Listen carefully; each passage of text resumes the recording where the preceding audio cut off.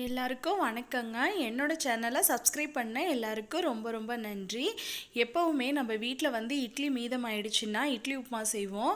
அதுபோல் இல்லாமல் இந்த மாதிரி செஞ்சு கொடுங்க, குழந்தைங்க விரும்பி சாப்பிடுவாங்க. இது எப்படி செய்யறதுன்னு பார்க்கலாம் வாங்க.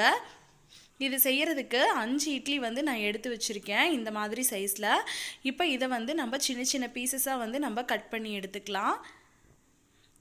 பாருங்கள், இந்த மாதிரி இட்லி ரெண்டாக கட் பண்ணிவிட்டு இதையும் வந்து ஒரு பக்கம் வந்து ரெண்டாக கட் பண்ணிவிட்டு இந்த மாதிரி 3ஆக கட் பண்ணி எடுத்துக்கோங்க. இந்த சைஸில் இருந்தால் தான் நம்ம வந்து இட்லியை வந்து ஆயிலில் ஃப்ரை பண்ணும்போது நமக்கு நல்லா கிறிஸ்பியாக கிடைக்கும். இப்போது இது எல்லாத்தையும் வந்து இதே மாதிரி கட் பண்ணி எடுத்து வச்சுக்கலாம். பாருங்கள், இப்போ வந்து நான் எல்லாத்தையும் கட் பண்ணி எடுத்து வச்சாச்சு. இப்போ இது அப்படியே இருக்கட்டும். இப்போது ஒரு பேனில் வந்து நான் எண்ணெயை வந்து நல்லா சூடு பண்ணி வச்சுருக்கேன். எண்ணெய் வந்து நல்ல சூடான எண்ணெயாக இருக்குது. ஹை ஃப்ளேமில் வச்சு நான் சூடு பண்ணி வச்சுருக்கேன். இப்போ இதில் வந்து நம்ம கட் பண்ணி வச்சுருக்க இட்லி பீசஸை வந்து நம்ம போட்டு நல்லா ஃப்ரை பண்ணி எடுத்துக்கலாம். பாருங்கள், இந்த மாதிரி ஹை ஃப்ளேமில் வச்சு ஃப்ரை பண்ணி எடுங்க. அப்போ தான் வந்து இட்லி ஒன்றோட ஒன்று ஒட்டாமல் வரும், நல்லா கிறிஸ்பியாக இருக்கும். பாருங்கள், இந்த மாதிரி கோல்டன் ப்ரௌன் ஆனதும் இதை வந்து நம்ம எடுத்துடலாம். இந்த அளவுக்கு நீங்கள் ஃப்ரை பண்ணிங்கன்னா தான் மேலே வந்து கிறிஸ்பியாகவும் உள்ளே வந்து நல்லா வந்து மெதுன்னு இருக்கும். இப்போ செகண்ட் பேஜும் இதே மாதிரி நம்ம எல்லாத்தையும் எடுத்து வச்சிடலாம், போட்டு எடுத்துடலாம்.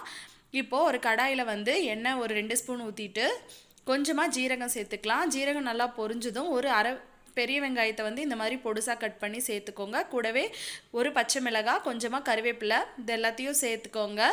இப்போது வெங்காயம் வந்து நல்லா வதங்கி வரட்டும். வெங்காயம் நல்லா வதங்கி வந்ததும் இது கூட அரை ஸ்பூன் அளவு மிளகாய்த்தூள் சேர்த்துக்கலாம். அரை ஸ்பூன் அளவு கொத்தமல்லி தூள் சேர்த்துக்கலாம்.